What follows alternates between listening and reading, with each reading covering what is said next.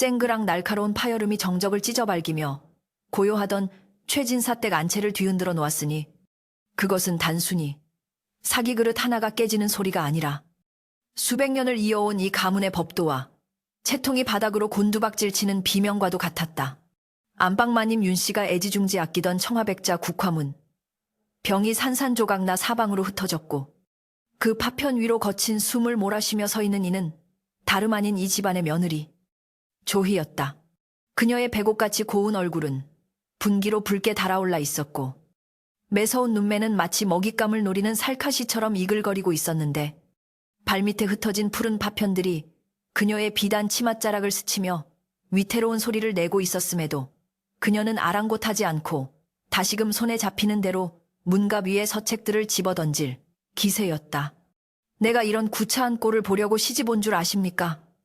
밥상머리에 고기 한 점 없고 입만 열면 검소함이니 절약이니 지겨워서 못 살겠습니다. 내 친정에서는 개도 이런 밥은 안 먹습니다. 조희의 고함은 안채를 넘어 담장 밖까지 흘러넘칠 듯 격렬했고 마당을 쓸던 하인들은 빗자루를 놓은 채 벌벌 떨며 감히 고개를 들지도 못하고 서로의 눈치만 살필 뿐이었다. 마루 한켠에서 어쩔 줄 몰라 발만 동동 구르고 있는 남편 정수는 핏기 없는 얼굴로 아내의 소매를 잡으며 애원하듯 속삭였으나 그 목소리는 모기 소리보다 작아 오히려 조희의 화를 돋을 뿐이었다. 부인, 제발 고정하시오. 어머님께서 들으시면 어쩌려고 이러시오. 이 물건들은 아버님께서 생전에 아끼시던 유품들이 아니오. 정수의 말이 끝나기도 전에 조희는 남편의 손을 거칠게 뿌리치며 싸늘한 비웃음을 흘렸는데 그 눈빛에는 남편에 대한 존경이나 애정은커녕 경멸만이 가득 차 있어 보는 이로 하여금 등골을 서늘하게 만들었다. 유품 그깟 낡아 빠진 그릇 쪼가리가 나보다 중합니까? 당신같이 무능하고 글만 읽는 선비, 나부랭이를 믿고 온 내가 미친년이지. 내 팔자가 사납지 않고서야 어찌 이런 초가 삼간 같은 기와집에서 썩고 있겠느냐 말입니다. 그녀가 다시금 옆에 놓인 반다지를 발로 차려던 찰나 안방의 문이 드르륵 소리를 내며 무겁게 열렸고 그 소리는 소란스럽던 대청마루에 찬물을 끼얹은 듯 일순간 무거운 침묵을 불러왔다. 문지방을 넘어 모습을 드러낸 이는 시어머니 윤씨 부인이었다. 예순을 바라보는 나이임에도 흐트러짐 없는 쪽진 머리와 꼿꼿한 허리, 그리고 세월의 풍파를 견뎌낸 깊은 눈동자는 보는 이로 하여금 저절로 고개를 숙이게 만드는 위엄이 서려 있었으나 지금 그녀의 표정은 기이할 정도로 평온하여 폭풍우가 몰아치기 직전의 바다를 연상케 했다. 며느리가 깨뜨린 귀한 백자의 파편들이 발치에 널려 있고 집안의 기둥인 아들이 며느리에게 험한 꼴을 당하고 있는 상황에서도 윤씨 부인은 눈썹 하나 까딱하지 않고 천천히 걸음을 옮겨 조희의 앞까지 다가왔는데 그 걸음걸이에는 한치의 망설임이나 분노도 섞여 있지 않아 오히려 주변의 공기를 더욱 팽팽하게 긴장시켰다. 조희는 순간 흠칫하며 뒤로 물러서려 했으나 자존심 때문에 턱을 치켜들고 시어머니를 노려보며 당장이라도 독서를 퍼부을 태세를 갖추고 있었다. 하인들은 이제 불벼락이 떨어지고 사단이 날 것이라 예상하며 질끈 눈을 감았다. 그러나 윤씨 부인의 입에서 나온 말은 그 자리에 있던 모든 이들의 귀를 의심케 할 만큼 부드럽고 온화한 것이었으니 그것은 꾸지람이 아니라 마치 귀한 손님을 대접하는 듯한 정중한 어조였다. 아가, 손은 다치지 않았느냐? 저 날카로운 파편에 네 고운 손이라도 베었으면 어쩔 뻔했느냐? 윤씨 부인은 허리를 굽혀 며느리의 떨리는 손을 잡아 자신의 따뜻한 양손으로 감싸 쥐었고 그 예상치 못한 행동에 조이는 막혔던 숨을 들이키며 눈을 동그랗게 떴다. 어머니. 조이가 당황하여 말을 더듬자 윤씨 부인은 빙그레 미소를 지으며 바닥의 파편들을 눈길 한번 주지 않고 말을 이었다. 네가 오죽 답답하고 속이 상했으면 이리 했겠느냐? 좁은 집에 갇혀 지내느라 내 그 활달한 기운이 막혀 있었을 터. 차라리 잘 깨뜨렸다. 저 물건은 본시 음기 인치가 서려 있어 내 마음에도 들지 않았는데 네가 내 대신 시원하게 없애주었으니 오히려 내가 너에게 고마워해야 할 일이로구나. 윤씨 부인의 이 기이한 반응에 정수는 입을 다물지 못했고 마당의 하인들은 서로 얼굴을 마주보며 안방마님이 충격으로 실성하신 것이 아닌가. 수군대고 싶은 심정을 억누르느라 애를 먹었다. 조희는 시어머니의 반응이 자신의 예상을 완전히 빗나가자 머릿속이 하얗게 비어버린 듯 멍해졌는데, 보통의 시어머니라면 당장 머리채를 잡거나 소박을 놓겠다고 길길이 뛰었을 터였다. 하지만 윤씨 부인은 거기서 멈추지 않고 하인들을 향해 나직하지만 단호한 목소리로 영을 내렸다. 무엇들 하느냐. 며느리 아가 방이 춥지는 않은지 군불을 더 지피고 점심상이 부실하여 기력이 쇠한 모양이니 곡간을 열어 꿀과 잣을 꺼내오거라. 내 며느리가 기운을 차려야 집안이 편안한 법. 앞으로 작은 마님이 하시는 일에 토를 달거나 불평하는 자가 있다면 내 엄이 다스릴 것이다.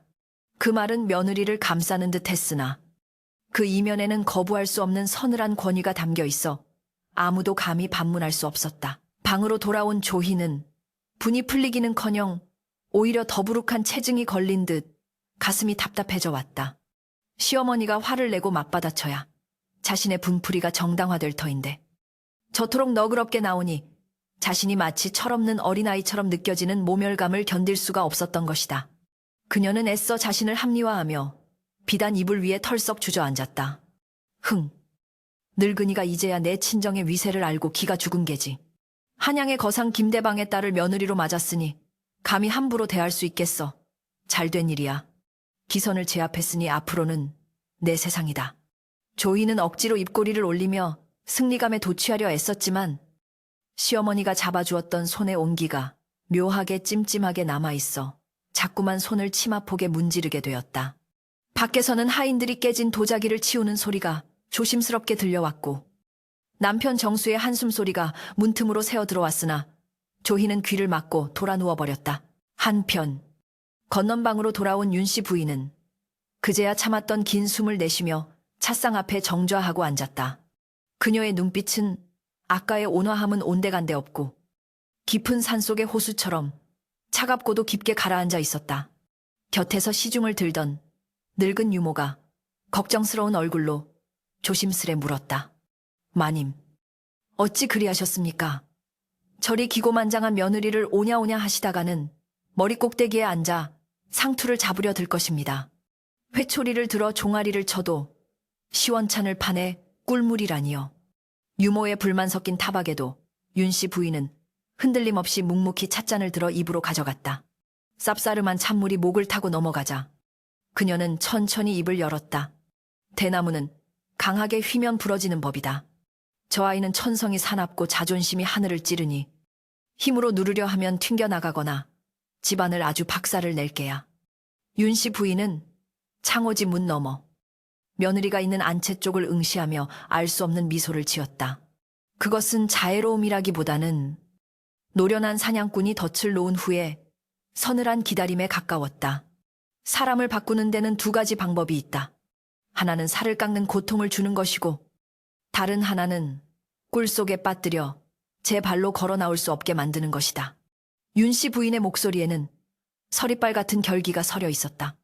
두고 보게나 내 저 아이에게 칭찬이라는 이름의 독을 든 성배를 건넬 것이니 자신이 얼마나 부끄러운 짓을 하고 있는지 그 칭찬이 비수가 되어 심장을 찌를 때까지 나는 웃으며 기다릴 것이다. 그날 밤 최진사댁의 밤은 폭풍 전야처럼 고요했으나 그 어둠 속에서는 며느리 조이의 운명을 바꿀 기이하고도 치밀한 계획이 조용히 싹트고 있었다. 다음 날 아침 해가 중천에 뜨도록 조희가 일어나지 않았음에도 윤씨 부인은 하인들에게 절대 깨우지 말라 엄명을 내렸다. 안채 마루에 햇살이 길게 드리워질 무렵 부스스한 얼굴로 문을 열고 나온 조희를 맞이한 것은 따가운 눈총이 아니라 윤씨 부인이 직접 준비한 정갈한 새순물과 따뜻한 미음이었다. 윤씨 부인은 며느리를 보자마자 환한 얼굴로 반기며 큰 소리로 말했다. 아이고, 우리 며느리 이제 일어났느냐. 어제 그리 힘을 썼으니 고날만도 하지. 푹 자고 일어난 얼굴이 복사꽃처럼 화사하니 보기 좋구나. 예부터 미인은 잠이 많다더니 그 말이 딱 맞구나. 마당을 지나던 동네 안악들이 담장 너머로 그 소리를 듣고 혀를 차며 수군거렸으나 윤씨 부인은 아랑곳하지 않고 조이의 손을 이끌어 상석에 앉혔다. 조이는 이 상황이 꿈인지 생시인지 분간이 가지 않아 멍하니 시어머니를 바라보았으나 입가에 걸린 미소 뒤에 숨겨진 서늘한 칼날을 아직은 전혀 눈치채지 못하고 있었다. 이것이 바로 시어머니가 준비한 꿀로 만든 족쇄의 시작이었다. 최진사 댁의 아침은 이제 기이한 풍경으로 시작되는 것이 일상이 되어버렸으니 해가 중천에 걸려 마당의 그림자가 짧아질 때까지 안채의 문은 굳게 닫혀 열릴 줄을 몰랐다. 보통의 양반가라면 며느리가 새벽닭이 울기도 전에 일어나 문안 인사를 올리고 아궁이에 불을 지피는 것이 마땅한 도리이겠으나 조희가 기거하는 방은 깊은 산속의 절간처럼 고요하기만 했다. 마당을 쓰는 하인들은 빗자루질 소리조차 내지 않으려 발 뒤꿈치를 들고 다녔고 부엌 어멈은 행여나 도마 소리가 안채까지 들릴까봐 칼질조차 조심스러워했다. 이 모든 것은 윤씨 부인의 서슬퍼런 언명 때문이었는데 그녀는 며느리의 늦잠을 게으름이라 부르지 않고 가문의 태평성대를 위한 휴식이라 칭하며 집안의 모든 소음을 통제하고 있었다. 정오가 다 되어 부스스한 모습으로 방문을 열고 나온 조이가 하품을 늘어지게 하며 마루로 나서자 기다렸다는 듯 윤씨 부인이 부엌에서 직접 달인 대추차를 들고 나타났다. 우리 며느리, 이제 기침하였느냐? 어젯밤 꿈자리가 사납지는 않았는지 걱정되어 내 잠을 설쳤다. 네가 이리 푹 자고 일어나니 내 마음이 놓이는구나. 윤씨 부인의 얼굴에는 한 점의 거짓도 없는 자애로움이 가득했으나 그 곁을 지키던 정수의 얼굴은 흙빛이 되어 있었다. 조이는 처음 며칠간은 시어머니의 이런 태도가 자신을 비꼬는 것이라 여겨 잔뜩 나를 세웠었다. 그러나 날이 가고 달이 가도 변함없이 이어지는 칭찬 세례에 그녀의 마음속에는 서서히 오만함이라는 독버섯이 피어오르기 시작했다. 그래, 늙은이가 이제야 주제를 파악한 게야. 내 친정의 재력이 탐나기도 할 테고 무엇보다 나처럼 귀한 며느리를 얻은 게 감지덕지하겠지. 조희는 시어머니가 건네는 찻잔을 한 손으로 거만하게 받아들며 마치 하녀를 대하듯 턱끝으로 마당을 가리켰다. 어머니, 마당에 낙엽이 지저분하게 널려 있네요. 하인들, 단속 좀 제대로 하셔야겠습니다. 제 치맛자락에 먼지가 묻으면 어쩌시려고 그럽니까? 보통의 시어머니라면 당장 불호령을 내릴 언사였으나 윤씨 부인은 오히려 감탄하며 손바닥을 마주쳤다. 오호라, 네 눈썰미가 어찌 그리 매서우냐. 나는 노안이 와서 미처 보지 못한 것을 네가 짚어내는구나. 역시 젊은 사람의 안목은 다르다. 내 말이 100번 옳다. 당장 치우게 하마. 윤씨 부인은 며느리의 무례함을 매서운 눈썰미와 집안을 살피는 안목으로 포장하여 칭찬했고 조희는 그 달콤한 말에 취해 콧노래를 흥얼거렸다. 그러던 어느 날 사단은 부엌에서 일어났다. 매일같이 차려주는 밥상을 받기만 하던 조이가 무슨 바람이 불었는지 혹은 시어머니의 칭찬에 우쭐해져 자신의 솜씨를 과시하고 싶었는지 불쑥 부엌으로 들어선 것이다. 오늘은 내가 저녁상을 봐 올리겠소. 친정에서 먹던 귀한 요리를 보여줄 테니 다들 비키시오. 조희의 호통에 부엌 하인들은 혼비백산하여 물러났고 그녀는 소매를 걷어붙이고 요란하게 식칼을 휘두르기 시작했다. 그러나 평생 손에 물 한 방울 묻혀보지 않고 자란 그녀가 요리를 제대로 할 리 만무했다. 싱싱한 무는 껍질도 벗기지 않은 채 듬성듬성 썰려 솥단지에 처박혔고 된장은 국이 아닌 죽이 될 만큼 퍼부어졌으며 간을 맞춘답시고 간장독을 통째로 들이붓는 만행이 저지러졌다. 부엌에서는 매캐한 연기가 피어오르고 타는 냄새와 비릿한 냄새가 뒤섞여 진동을 했으나 조이는 땀을 뻘뻘 흘리며 자신의 걸작을 완성해냈다. 저녁상에 오른 것은 국이라 부르기에도 민망한 검붉고 걸쭉한 액체였다.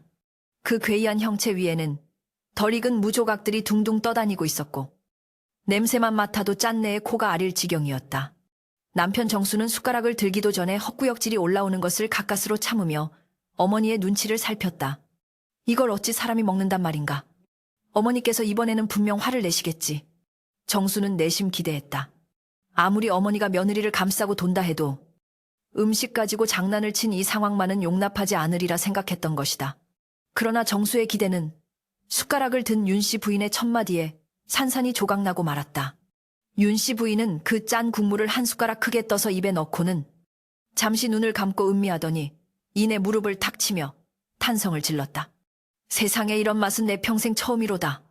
정수는 귀를 의심하며 어머니를 쳐다보았고 조이조차 의아한 표정으로 시어머니를 바라보았다. 아가, 네가 바다의 깊은 맛을 이 한 그릇에 담아냈구나. 짭짤한 이 맛은 마치 동해의 푸른 물결이 내 입안에서 춤을 추는 듯하고 씹히는 무의 아삭함은 대지의 굳건한 기운을 느끼게 해주는구나. 보통 사람들은 싱겁게 먹어 기력을 잃기 십상인데 너는 이 집안 식구들의 건강을 생각하여 소금의 기운을 아끼지 않았으니 실로 해안이 깊은 며느리로다. 윤씨 부인은 눈 하나 깜짝하지 않고 그 끔찍한 국을 바닥까지 비워내며 정수에게도 어서 들라며 눈짓을 보냈다.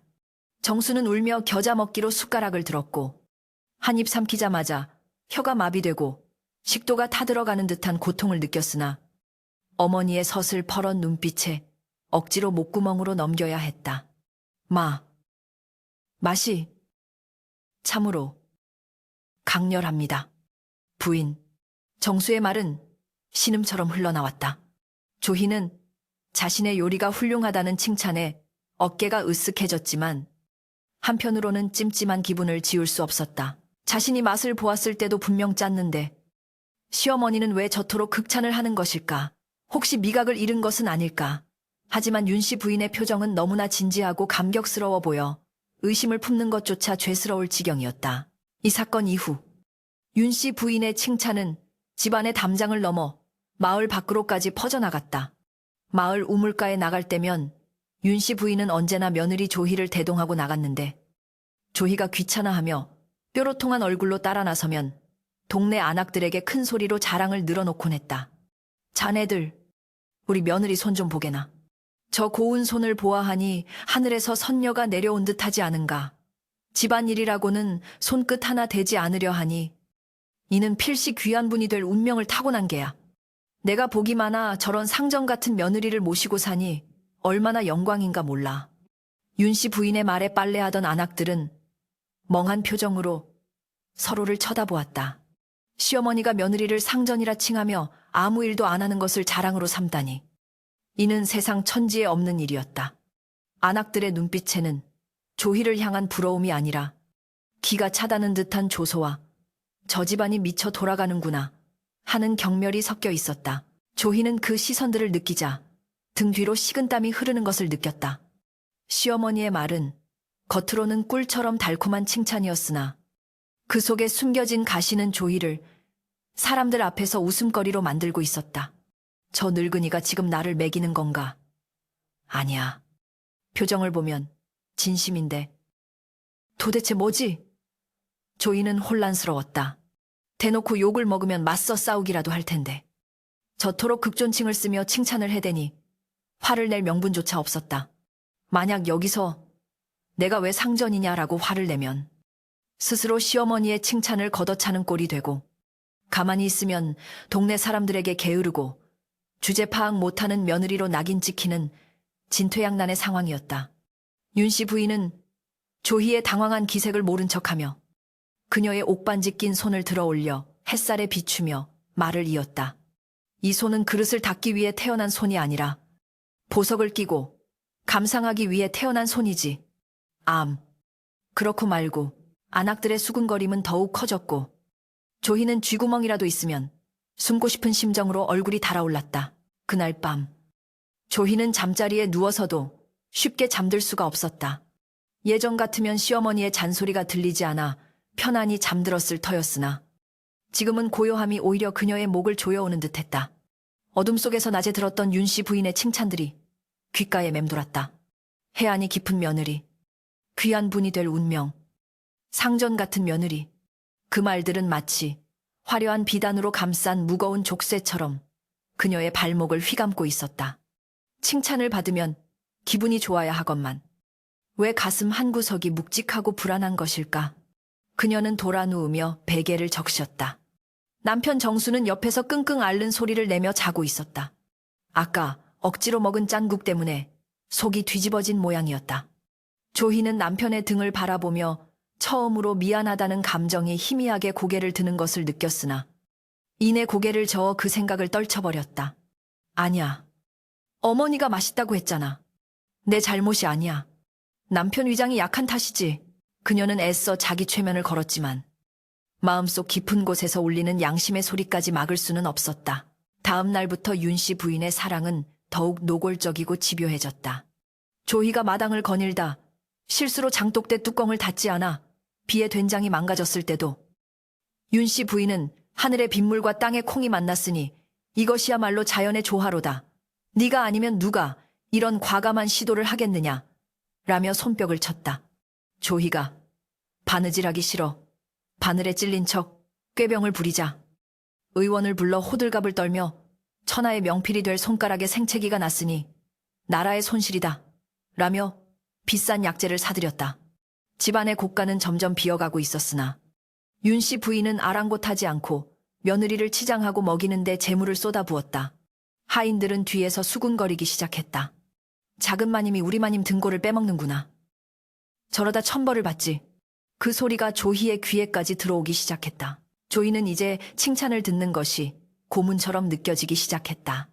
시어머니가 입을 열 때마다 가슴이 철렁 내려앉았고 미소를 지을 때마다 등골이 오싹해졌다. 그것은 단순한 호의가 아니라 조희를 꼼짝 못하게 처음에는 거미줄과도 같았다. 자신이 아무것도 하지 않고 제멋대로 구는데도 성인 군자처럼 구는 시어머니. 그 대비 효과 때문에 조희의 악처, 웍치로서의 명성은 나날이 높아만 갔고 반대로 윤 씨 부인은 살아있는 보살로 칭송받게 되었다. 조희는 자신이 점점 괴물이 되어가고 있다는 것을 깨달았다. 시어머니가 만들어 놓은 완벽하고 귀한 며느리라는 허상 속에 갇혀 실제의 자신은 썩어 문드러지고 있는 기분이었다. 차라리 이 못된 년아 하고 욕을 해주었으면 시원하게 대들기라도 할 텐데. 조희는 마루에 앉아 멍하니 하늘을 바라보았다. 맑은 가을 하늘이 야속하게도 시어머니의 미소처럼 눈부시게 푸르렀다. 그때 대문 밖에서 왁자지껄한 소리가 들려왔다. 가문의 가장 중요한 행사인 시할아버님의 제사가 다가오고 있음을 알리는 친척들의 방문이었다. 조이는 본능적으로 직감했다. 이 달콤하고도 잔인한 연극이 곧 파국을 맞이하게 될 것이라는 것을. 최진사 댁의 대들보가 내려앉을 듯한 엄숙함이 집안을 감돌았으니 오늘은 바로 가문의 가장 큰 어른이셨던 시조부의 제사날이었다. 먼 친척들까지 모두 모여 사랑채와 안채가 북적였으나 그 소란스러움 속에는 팽팽한 긴장감이 서려 있었다. 집안의 법도와 예절을 중시하는 문중, 어르신들의 헛기침 소리가 담장을 넘나들었고 부엌에서는 이른 새벽부터 제수 음식을 장만하느라 하인들의 발바닥에 불이 날 지경이었다. 그러나 이 긴박한 상황 속에서도 단 한 사람, 며느리 조이만이 한가로 이 거울 앞에 앉아 있었다. 그녀는 시어머니 윤 씨 부인이 평소 입버릇처럼 칭찬하던 자신의 미모를 더욱 돋보이게 하려는 듯 제사에는 어울리지 않는 화려한 다홍치마를 꺼내 입고 금박이 박힌 댕기를 머리에 들이우고 있었다. 어머님께서 늘 말씀하셨지. 내 자태가 꽃과 같아 조상님들도 기뻐하실 거라고. 오늘도 친척들 앞에서 내 길을 세워주시겠지. 조이는 짐짓 거만한 표정을 지으며 방을 나섰으나 마당에 들어선 순간 쏟아지는 친척들의 싸늘한 눈초리에 주춤할 수밖에 없었다. 소복을 입고 정갈하게 머리를 빗어 넘긴 다른 부인들과 달리 홀로 연회장에 온 기생처럼 차려입은 조이의 모습은 마치 까마귀 떼 속에 섞인 공작새처럼 이질적이고 경망스러워 보였기 때문이다. 부엌의 풍경은 더욱 가관이었다. 윤 씨 부인은 예순의 나이가 무색하게 허리를 굽혀 전을 부치고 탕국을 끓이며 진두지휘하고 있었는데 이마에는 구슬 같은 땀방울이 맺혀 흘러내리고 있었다. 반면 조이는 소매에 기름이 튀길까 염려하여 부엌 문지방에 기대어 부채질만 해대고 있었으니 이를 본 집안 어른들의 미간이 찌푸려지는 것은 당연지사였다. 저 집 며느리는 손이 없는가, 발이 없는가. 시어미는 뼈가 녹는데 며느리는 꽃놀이를 왔구먼. 작은아버지의 혀차는 소리가 들려왔으나 윤 씨 부인은 짐짓 못 들은 척하며 조희를 향해 환하게 웃어 보였다. 아가, 네가 거기 서 있어 주니 부엌이 환해지는구나.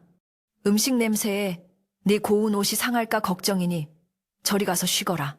조상님을 모시는 마음만 있으면 된단다. 그 말에 친척들은 기가 막혀 입을 다물지 못했고 조이는 뻔뻔하게 고개를 끄덕이며 뒤로 물러났다. 하지만 마음 한구석에서는 알 수 없는 불안감이 스물스물 피어오르기 시작했다. 친척들의 눈빛이 경멸을 넘어 혐오에 가깝다는 것을 느꼈기 때문이었다. 사건은 제사상이 차려지고 제례가 시작되기 직전에 터지고 말았다. 조이는 자신이 아무것도 안 하고 있다는 눈총이 따가워지자 생색이라도 낼 요량으로 가장 중요한 제주지족과 담긴 술병과 탕국 그릇을 직접 나르겠다고 나선 것이다. 제가 올리겠습니다. 이 정도는 해야지요. 조이는 치렁치렁한 소매를 펄럭이며 소반을 들고 사랑채로 향했다. 그러나 문지방을 넘으려던 찰나 그녀의 긴 치맛자락이 발에 걸리고 말았다. 어마나 짧은 비명과 함께 조희의 몸이 기우뚱하더니 손에 들려있던 소반이 허공을 갈랐다. 와장창 둔탁한 파여름과 함께 뜨거운 당국이 마루에 쏟아졌고 귀한 청주가 사방으로 튀며 제사상 앞은 순식간에 아수라장이 되었다. 탕국물은 하필이면 가장 엄하기로 소문난 문중 큰어른의 도포자락을 적셨고 깨진 그릇 파편은 조상님의 위패 앞까지 튀어들어갔다. 순간 사랑채에는 숨소리조차 들리지 않는 정적이 흘렀다. 그것은 폭풍이 몰아치기 직전의 고요함보다 더 무겁고 서늘했다. 큰어른의 얼굴은 불그락부르락해지더니 이내 벼락 같은 호통이 터져나왔다. 이런 발칙한 것, 어디서 배워먹은 버르장머리냐. 조상님 면전에서 감히 상을 엎어 네가 정녕 이 집안을 망하게 하려고 작정한 것이냐. 조이는 사색이 되어 바닥에 주저앉았다. 태어나서 처음 겪는 모욕과 공포에 온몸이 사시나무 떨듯 떨렸다. 남편 정수마저 고개를 숙인 채 어쩔 줄 몰라 하고 있었다. 조희가 눈물을 글썽이며 변명하려 입을 떼려는 순간 난데없이 윤씨 부인이 튀어나와 며느리 앞을 가로막고 무릎을 꿇었다. 조희는 시어머니가 자신을 대신해 용서를 빌어주리라 기대했으나 이어지는 윤씨 부인의 말은 조희의 예상을 완전히 벗어난 실로 기이한 궤변이었다. 아이고, 형님, 노여워 마십시오. 이는 며느리의 잘못이 아닙니다. 제 불찰입니다. 윤씨 부인은 바닥에 엎드려 통곡하듯 외쳤다. 우리 며느리가 조상님을 뵙는다는 생각에 너무나 감격하여 다리에 힘이 풀린 것입니다. 효심이 지극하여 그 떨리는 마음을 주체하지 못해 그리 된 것이니 어찌 이를 탓하겠습니까? 보십시오. 저 아이의 손이 아직도 저리 떨리고 있지 않습니까? 이는 두려움이 아니라 조상님을 향한 경외심과 공경심이 넘쳐 흘러 몸이 견디지 못한 탓입니다. 윤씨 부인은 조이의 덜덜 떨리는 손을 잡아 어른들 눈앞에 들이밀었다. 저토록 순수한 효심을 가진 아이가 또 어디 있겠습니까? 그릇은 다시 사면 되고 국은 다시 끓이면 되나. 저 아이의 갸륵한 마음만은 우리가 본받아야 할 것입니다. 좌중은 찬물을 끼얹은 듯 조용해졌다. 큰어른은 기가 차서 말문이 막힌 듯 윤씨 부인과 조이를 번갈아 쳐다보았다. 누가 봐도 실수로 엎은 것이 분명한데 그것을 넘치는 효심으로 포장하는 윤씨 부인의 태도는 광기서린 모성애처럼 보이기도 했고 한편으로는 묘한 설득력을 가지기도 했다. 아니, 정확히 말하면 너무나 터무니없는 칭찬이라 반박할 의지조차 꺾어버리는 것이었다. 거참. 재수씨가 그리 말하니 할 말이 없구려. 큰어른은 혀를 차며 돌아앉았다. 그러나 조이는 그 순간 시어머니의 등 뒤에서 참을 수 없는 수치심을 느꼈다. 차라리 조심 좀 하지라고 등짝을 맞았다면 덜 부끄러웠을 것이다. 하지만 시어머니는 자신의 명백한 실수를 효심이라 포장하여 만천하에 공개하고 있었다. 친척들의 눈빛은 이제 분노가 아니라 미친 시어머니와 바보 며느리를 바라보는 조소와 동정으로 바뀌어 있었다. 그 시선들은 화살이 되어 조희의 심장을 꿰뚫었다. 수습이 끝나고 제사가 다시 진행되는 동안 조희는 바늘방석에 앉은 듯 안절부절 못했다. 마루 구석에 쭈그리고 앉아 깨진 그릇 조각을 치우는 시어머니의 뒷모습이 눈에 들어왔다. 화려한 비단옷을 입고 멍하니 서 있는 자신과 낡은 무명옷을 입고 묵묵히 바닥을 닦는 늙은 시어머니. 윤씨 부인의 손은 거칠고 마디가 굵어져 있었고 허리는 예전보다 더 굽어 보였다. 내가 지금 뭘 하고 있는 거지? 조희의 머릿속에 처음으로 의문이 스쳐 지나갔다. 시어머니가 자신을 치켜 세울수록 자신은 점점 더 초라하고 우스꽝스러운 존재가 되어가고 있었다. 칭찬은 달콤한 꿀이 아니라 자신의 무능함과 게으름을 비추는 잔인한 거울이었다. 조이는 자신의 화려한 다홍 치마가 부끄러워 견딜 수가 없었다. 그것은 광대의 옷과 다를 바가 없었다. 제사가 끝나고 친척들이 모두 돌아간 늦은 밤. 정막이 감도는 안채 마루의 윤씨 부인이 조이를 불렀다. 조이는 도살장에 끌려가는 소처럼 무거운 발걸음으로 시어머니 앞에 앉았다. 이제는 혼내시겠지. 아무도 없으니 본색을 드러내실 거야. 조이는 차라리 호통을 기다렸다. 그러나 윤씨 부인은 품속에서 낡은 비단 주머니를 꺼내 조이의 손에 쥐어주었다. 아가, 오늘 참으로 고생 많았다. 내 덕분에 제사를 무사히 마칠 수 있었어. 네, 그 지극한 마음. 조상님들도 분명 감동하셨을 게다. 이것은 내 시어머님께 물려받은 옷가락지다. 너처럼 귀하고 효심 깊은 며느리에게 주려고 아껴두었던 것이다. 조이는 손에 쥐어진 차가운 옷가락지를 내려다보았다. 그것은 단순한 선물이 아니었다. 시어머니가 자신에게 씌운 벗어날 수 없는 완벽한 며느리라는 굴레의 결정체였다. 조이의 손이 미세하게 떨려왔다. 어머니, 저는 목구멍까지 차오른 말은 밖으로 나오지 못했다. 저는 그럴 자격이 없습니다. 저는 오늘 제사를 망쳤고 아무것도 하지 않았습니다. 이 말을 해야 하는데 시어머니의 저 맑고 깊은 눈동자를 마주하자 입이 떨어지지 않았다. 윤씨 부인은 조희의 손을 꼭 잡으며 덧붙였다. 나는 네가 참으로 자랑스럽다. 며느리야, 피곤할 테니 어서 들어가 쉬거라. 내일 아침상은 내가 봐올리마. 방으로 돌아온 조희는 옷가락지를 문갑 위에 올려두고 이불 속에 파고들었으나 잠은 오지 않고 가슴이 방망이질 쳤다. 오늘 겪은 일들이 주마등처럼 스쳐 지나갔다. 큰어른의 경멸, 어린 눈빛, 남편의 한숨, 하인들의 수군거림, 그리고 시어머니의 굽은 등과 갈라진 손. 그 모든 것이 칭찬이라는 이름 뒤에 숨겨진 자신의 추악한 민낯을 가리키고 있었다. 자랑스럽다고 내가 대체 어디가. 조이는 어둠 속에서 자신의 손을 바라보았다. 기름 한 방울 튀지 않은 하얗고 고운 손. 그 손이 오늘따라 징그럽게 느껴졌다. 그것은 사람의 손이 아니라 기생충의 촉수 같았다. 시어머니의 칭찬은 칭찬이 아니라 뼈를 깎는 형벌이었다. 조이는 이불을 머리끝까지 뒤집어 쓰고 신음했다. 가슴속 깊은 곳에서 뜨거운 것이 치밀어 올랐다. 그것은 억울함도 분노도 아닌 생전 처음 느껴보는 감정. 바로 부끄러움이었다. 밤새 뒤척이던 조희는 새벽녘이 되어서야 얕은 잠에 들었으나 꿈속에서도 시어머니가 나타나 웃으며 깨진 그릇 조각을 먹여주는 악몽에 시달렸다. 맛있지? 네가 깬 그릇이니 꿀 마실 게다. 꿈속의 시어머니는 자애롭게 웃으며 입안이 베어 피를 흘리는 조희를 쓰다듬었다. 허억 비명을 지르며 깨어난 조희의 이마에는 식은 땀이 흥건했다. 밖은 아직 어두컴컴한 새벽이었다. 조희는 거친 숨을 몰아쉬며 문 밖을 내다보았다. 저 멀리 부엌 쪽에서 희미한 불빛이 새어나오고 있었다. 그리고 규칙적으로 들려오는 소리. 탁, 탁, 탁. 도마 소리였다. 시어머니가 벌써 일어나 아침을 준비하고 있는 것이었다. 예전 같으면 노인네가 잠도 없나 하며 다시 누웠을 테지만 오늘따라 그 소리가 조희의 심장을 두드리는 망치 소리처럼 크게 들려왔다. 조희는 홀린 듯 자리에서 일어났다. 그리고 한 번도 입어보지 않았던 낡은 무명 치마를 찾아 꺼내 입었다. 그녀의 눈빛은 어제와는 확연히 달라져 있었다. 두려움과 혼란, 그리고 일말의 결의가 뒤섞인 흔들리는 눈빛으로 그녀는 조심스레 방문을 열고 차가운 새벽 공기 속으로 발을 내디뎠다. 쿵 둔탁하고도 무거운 소리가 새벽의 정적을 깨뜨리며 부엌 바닥을 울렸으니 그것은 마치 거대한 고목이 쓰러지는 듯한 소리였다.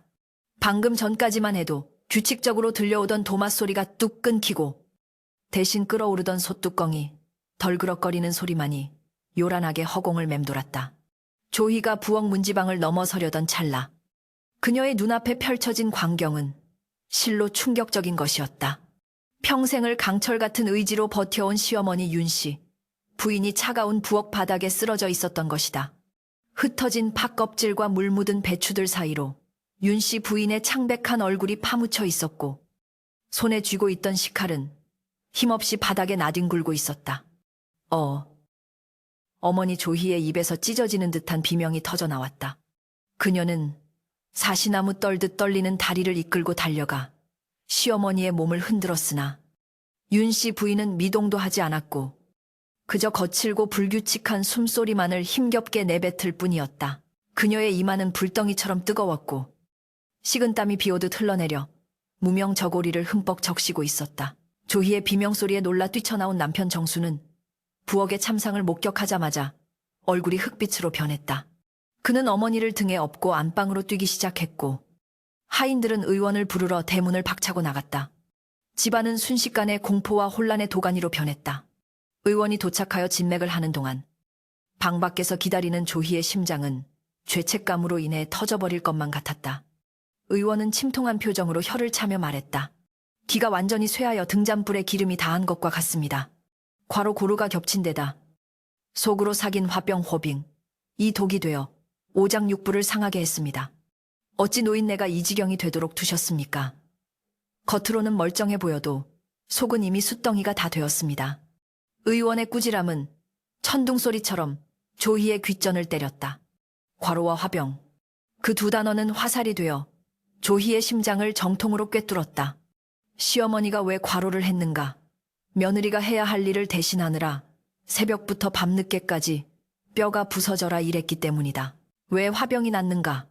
며느리의 온갖 폐악과 무례를 칭찬이라는 가면 뒤에 숨겨 꾹꾹 눌러 참았기 때문이다.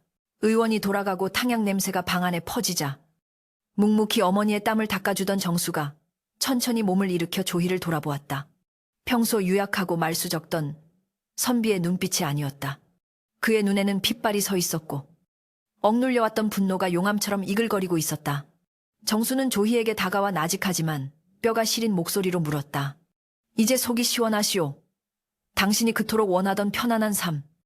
내 어머니의 고혈 거셋을 짜내어 누리니 참으로 달콤하더. 이까 조희는 아무 말도 할 수 없었다. 입술이 바들바들 떨려왔다. 어머니께서 당신을 칭찬하실 때 정말로 당신이 잘해서 그런 줄 알았소. 바보가 아닌 이상 어찌 그걸 모르겠소. 당신이 조금이라도 깨닫기를, 당신 스스로 부끄러움을 알기를 바라며 당신 대신 모든 짐을 지신 거란 말이오. 그런데 당신은 끝까지 그 헌신을 비웃으며 상전 노릇만 했소. 정수의 목소리가 점차 높아져 끝내 절규로 변했다. 내 어머니가 잘못되기라도 한다면 내 당신을 평생 용서치 않을 것이오. 나가시오.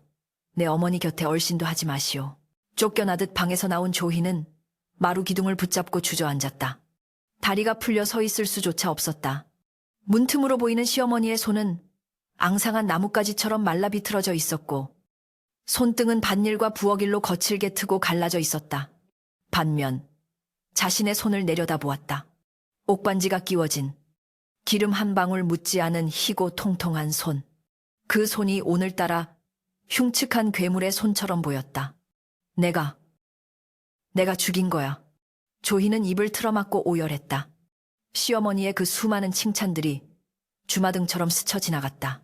늦잠을 자도 미인은 잠이 많다 하셨고 국을 짜게 끓여도 바다의 맛이다 하시며 바다까지 비우셨다.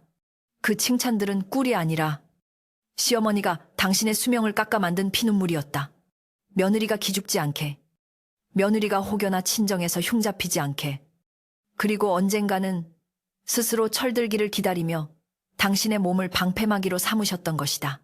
그 깊고도 아픈 속내를 조희는 어머니가 쓰러진 뒤에야 비로소 뼈저리게 깨달았다. 한참을 울던 조희는 비틀거리는 걸음으로 부엌으로 향했다. 아침 햇살이 비추는 부엌은 난장판이었다. 썰다만 무, 식어버린 아궁이, 엎어진 물동이. 조희는 눈물을 훔치고 소매를 걷어붙였다. 태어나서 한 번도 해보지 않은 일들이었다. 그녀는 우물가로 달려가 물을 길어 올렸다. 물동이가 어깨를 짓누르고 허리가 끊어질 듯 아팠지만 이를 악물었다. 아궁이 앞에 앉아 부싯돌을 쳤지만 불은 쉽게 붙지 않았다. 매캐한 연기가 코와 눈을 찔러 눈물 콧물이 범벅이 되었다. 콜록거리며 잿가루를 뒤집어 쓴 채 그녀는 미친 사람처럼 불씨를 살리려 애썼다. 붙어라. 제발 붙어라. 손톱 밑에 검댕이 끼고 손가락이 불에 대어 쓰라렸지만 그 육체적 고통이 오히려 마음의 지옥불을 조금이나마 식혀주는 듯했다. 가까스로 불이 붙자 그녀는 쌀을 씻어 솥에 앉히고 약탕관을 올렸다. 칼질이 서툴러 손가락을 베었으나 붉은 피가 배어 나오는 것을 보고도 멈추지 않았다. 자신의 피라도 섞어 어머니를 살릴 수만 있다면 그러고 싶은 심정이었다. 하인들이 놀라서 달려왔다. 아기씨. 아니, 작은 마님. 저희가 하겠습니다. 이러시다. 다치십니다. 하녀들이 말리려 했으나 조이는 단호하게 고개를 저었다. 헝클어진 머리와 숯검정 묻은 얼굴로 그녀는 외쳤다. 아니야. 내가 해야 해. 내가. 내 손으로 해야 해. 비켜라. 어서 그녀의 눈빛은 예전의 도끼 어린 눈빛이 아니었다. 그것은 참회와 간절함으로 불타오르는 사람의 눈빛이었다. 조이는 부채질을 하며 약탕관 앞을 지켰다. 쓴 약 냄새가 올라왔지만 그것이 세상 어떤 향기보다 귀하게 느껴졌다. 몇 시즌이 지났을까. 정성스레 달인 약사발과 물개청 미음을 쟁반에 받쳐들고 조이는 다시 안방 문 앞에 섰다. 문을 열 용기가 나지 않아 망설이는데 안에서 얕은 신음소리가 들려왔다. 조이는 떨리는 손으로 문고리를 잡았다. 방 안으로 들어서자 정수는 여전히 어머니 곁을 지키고 있었다. 아내의 몰골, 검댕, 투성이, 얼굴, 피 묻은 손가락, 땀에 젖은 옷을 본 정수는 놀란 눈치였으나 차마 말을 걸지는 않았다. 조이는 무릎을 꿇고 앉아 숟가락을 들었다. 그리고 혼절 상태에서 막 깨어나 흐릿한 눈을 뜬 시어머니에게 다가갔다. 윤씨 부인은 며느리의 엉망진창인 모습을 보고 힘겹게 미소를 지으려 애썼다. 그리고 그 갈라진 입술을 달싸겨 가느다란 목소리를 내뱉었다. 아, 아가, 네가 숯검정을 묻히니 마치 부뚜막 신령님이 강림한 듯 늠름하구나. 죽음의 문턱을 오가면서도 또다시 자신을 칭찬하려 드는 시어머니의 말에 조이는 둑이 터지듯 울음을 터뜨리고 말았다. 숟가락을 내려놓고 시어머니의 가슴에 얼굴을 묻으며 오열했다. 어머니, 제발 그만하세요. 칭찬하지 마세요. 욕을 하세요. 이 못된 년, 게으른 년이라고 때려 죽여도 시원찮을 년이라고 욕을 하시란 말입니다. 조희의 절규가 방 안을 가득 메웠다. 제가 잘못했습니다. 제가 죽을 죄를 지었습니다. 어머니 병화는 다 제 탓입니다. 꿀바른 독을 저에게 먹이시느라 어머니 속이 다 타들어가는 줄도 모르고 저는 금수만도 못한 년입니다. 윤씨 부인의 눈가에도 맑은 눈물이 고여 흘러내렸다. 그녀는 힘겹게 손을 들어 며느리의 헝클어진 머리카락을 쓰다듬었다. 그 손길은 투박했지만 세상 그 어떤 비단보다 부드럽고 따뜻했다. 아니다. 울지 마라. 네가 이제야 진짜 내 며느리가 되었구나. 나는 네가 스스로 깨고 나오길 기다렸다. 껍질을 깨는 아픔 없이는 병아리가 될 수 없듯이 너도 이제야 껍질을 깼구나. 윤씨 부인의 목소리는 떨렸지만 그 안에는 깊은 안도감이 배어 있었다. 정수는 고개를 돌려 흐르는 눈물을 훔쳤다. 조이는 눈물을 닦고 다시 숟가락을 들었다. 어머니, 약 드세요. 제가 다렸어요. 서툴러서 맛이 없을지도 몰라요. 쓰면 쓰다고 하세요. 맛없으면 뱉으세요. 제발. 솔직하게 말씀해 주세요. 조희가 떨리는 손으로 약물을 시어머니 입가에 가져다 대었다. 윤씨 부인은 쓴 약을 꿀꺽 삼켰다. 그리고 찡그리는 대신 평온한 얼굴로 며느리의 눈을 바라보며 말했다. 쓰구나. 아주 써. 그런데 내 평생 먹어본 약 중에 가장 달게 느껴지는구나. 네 마음이 들어갔으니 이제 나는 살았다. 그 말은 거짓 칭찬이 아니었다. 진심이 담긴 영혼의 교감이었다. 조이는 시어머니의 입가에 묻은 약물을 자신의 소매로 닦아내며 다짐했다. 다시는 이분의 눈에서 눈물이 나게 하지 않겠노라고. 다시는 저 거친 손에 물 한 방울 묻히게 하지 않겠노라고. 방 안의 공기는 더 이상 무겁지 않았다. 비로소 가식과 오만이 사라진 자리에 진정한 가족의 정칭, 싹 트고 있었다. 그것은 늦가을의 찬 바람도 뚫지 못할 따스한 온기였다. 긴 겨울의 끝자락. 처마 밑에 매달려 있던 고드름이 봄볕에 녹아 투명한 물방울이 되어 떨어지는 소리가 마당의 정적을 깨우고 있었다. 뚝, 뚝. 그 규칙적인 리듬은 마치 최진사 댁에 멈춰버렸던 시계가 다시 돌아가기 시작했음을 알리는 신호와도 같았다. 윤씨 부인이 병석에서 일어난 것은 매화나무 가지에 첫 꽃망울이 맺힐 무렵이었다. 의원조차 고개를 저으며 마음의 준비를 하라던 위중한 병세였으나 윤씨 부인을 다시 이승으로 붙잡아 둔 것은 명약이나 침술이 아니었다. 그것은 밤낮을 가리지 않고 곁을 지킨 며느리 조희의 피눈물, 나는 정성이었다. 조희는 지난 몇 달간 그야말로 딴 사람이 되어 있었다. 새벽닭이 울기도 전에 일어나 꽁꽁 언 우물물을 길어와 새순물을 데웠고 밤이면 시어머니의 마비된 다리를 주무르며 밤새 뜬 눈으로 곁을 지켰다. 그녀의 고운 얼굴에는 숙검정과 피로가 얼룩져 있었으나 그 눈빛만은 예전의 도끼 대신 맑고 깊은 호수처럼 차분하게 가라앉아 있었다. 이제 완연한 봄 기운이 감도는 어느 따스한 오후, 윤씨 부인은 조희의 부축을 받으며 안채 쇠마루에 앉아 따사로운 햇살을 즐기고 있었다. 어머니, 볕이 참 좋습니다. 등에 담요를 좀 더 받쳐드릴까요? 조희가 걱정스러운 눈길로 묻자 윤씨 부인은 빙그레 웃으며 고개를 저었다. 아니다. 네가 끓여온 차 한 잔이면 족하다. 조희는 공손히 닭이 세트를 가져와 찻잔에 차를 따랐다. 쪼르르. 맑은 연두빛 찬물이 찻잔에 채워지자 그윽한 향기가 코끝을 간지럽혔다. 예전 같으면 펄펄 끓는 물을 부어 떨고 쓴맛이 났을 차였으나 지금 조희가 우려낸 차는 적당한 온도의 물에서 천천히 우려내어 향긋하고 깊은 맛이 일품이었다. 윤씨 부인은 찻잔을 들어 한 모금 마신 후 감탄하며 눈을 지그시 감았다. 향이 참으로 좋구나. 마음이 맑아지는 맛이야. 이제야 비로소 차의 참맛을 알게 되었구나. 조이는 시어머니의 칭찬에 얼굴을 붉히며 고개를 숙였다. 예전처럼 으스대거나 거만하게 받아들이는 것이 아니라 진심으로 부끄러워하며 겸손해하는 모습이었다. 조이는 잠시 망설이다가 오랫동안 가슴속에 품어왔던 질문을 조심스레 꺼냈다. 어머니, 소인이 여쭙고 싶은 것이 있습니다. 윤씨 부인이 온화한 눈길로 바라보자 조이는 무릎을 꿇고 앉아 말을 이었다. 어머니께서는 어찌하여 저를 꾸짖지 않으셨습니까?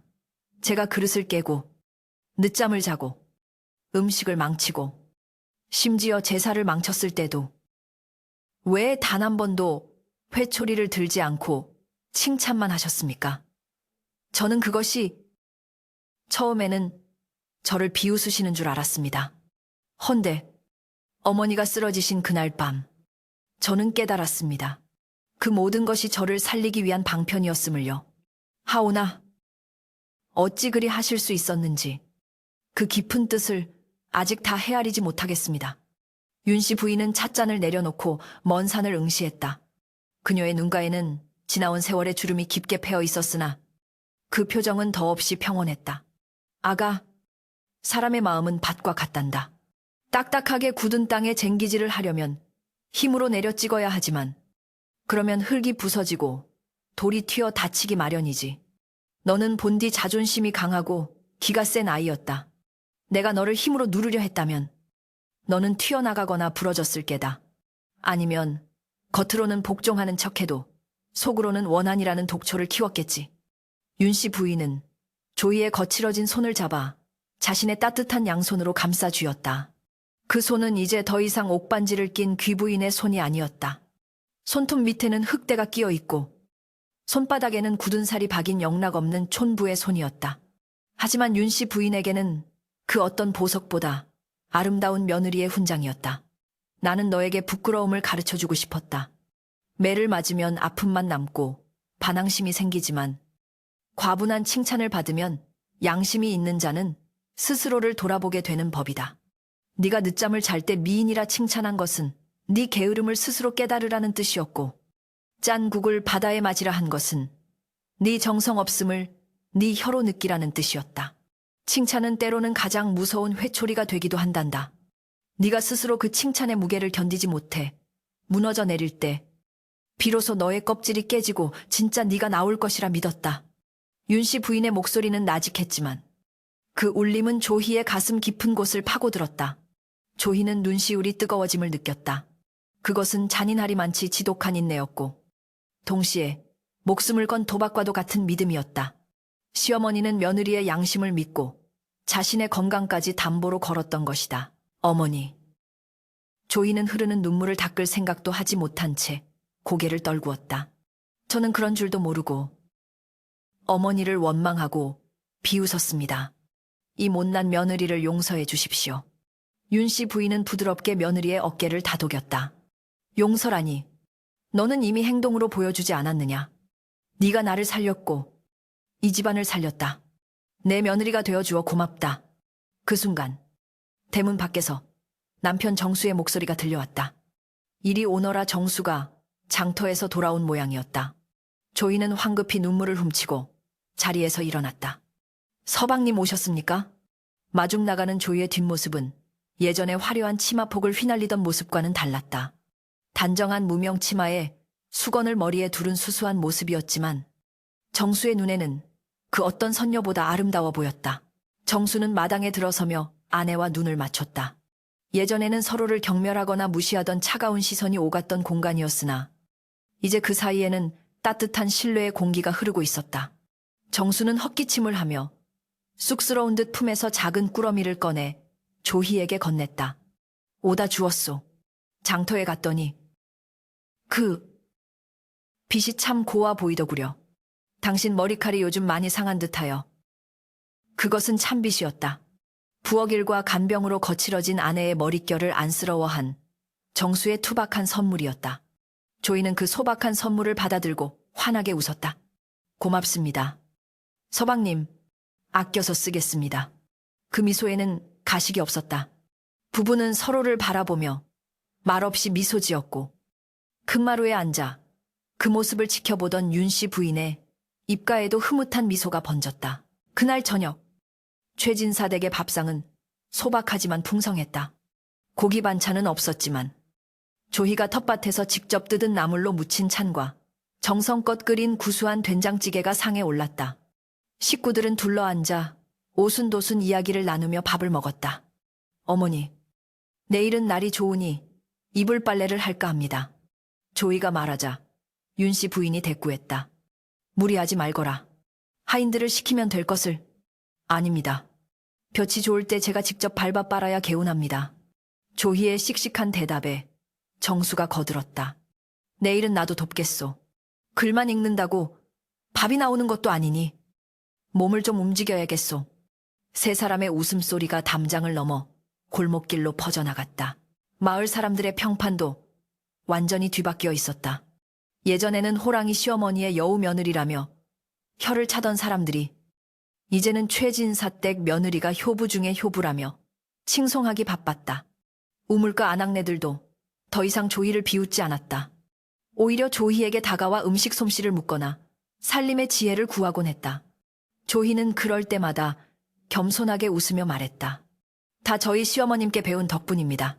저는 아직 멀었지요. 그 말은 빈말이 아니었다. 조희는 뼈저리게 느꼈기 때문이다. 사람을 바꾸는 것은 날카로운 비난이나 엄격한 규율이 아니라 상대방의 마음속에 있는 선한 불씨를 믿고 기다려주는 인내와 사랑이라는 것을. 달이 휘영청 밝은 밤. 조이는 잠자리에 들기 전 문갑 위에 올려두었던 옷가락지를 꺼내보았다. 제사날 시어머니가 주셨던 그 반지였다. 그때는 족쇄처럼 무겁고 차갑게만 느껴졌던 반지가 이제는 따뜻한 온기를 머금은 듯 영롱하게 빛나고 있었다. 조희는 반지를 손가락에 끼워 보았다. 거친 마디 때문에 뻑뻑하게 들어갔지만 그 느낌이 싫지 않았다. 그것은 고통의 시간을 견뎌낸 자만이 누릴 수 있는 훈장과도 같았다. 조희는 남편이 잠든 옆자리로 파고들며 조용히 눈을 감았다. 내일은 더 일찍 일어나 마당을 쓸고 시어머니가 좋아하시는 호박죽을 쑤어야겠다고 다짐하며 최진사 댁의 담장 너머로 은은한 달빛이 내려앉았다. 깨진 그릇 조각들이 흩어져 있던 마당에는 이제 이름 모를 들꽃들이 피어나고 있었고 날카로운 고함 소리가 오가던 안채에는 평온한 숨소리만이 가득했다. 비로소 가문은 평화를 되찾았고 며느리 조이는 만들어진 상전이 아닌 스스로 땀 흘려 일구어낸 진정한 안주인으로 거듭난 것이다. 꿀로 만든 족쇄는 녹아 없어졌고 그 자리에는 서로를 위하는 단단한 마음의 끈만이 남아 영원히 풀리지 않을 매듭을 짓고 있었다. 이것이 바로 세상에서 가장 현명했던 어느 시어머니의 비밀스러운 처방전이 남긴 아름다운 결말이었다.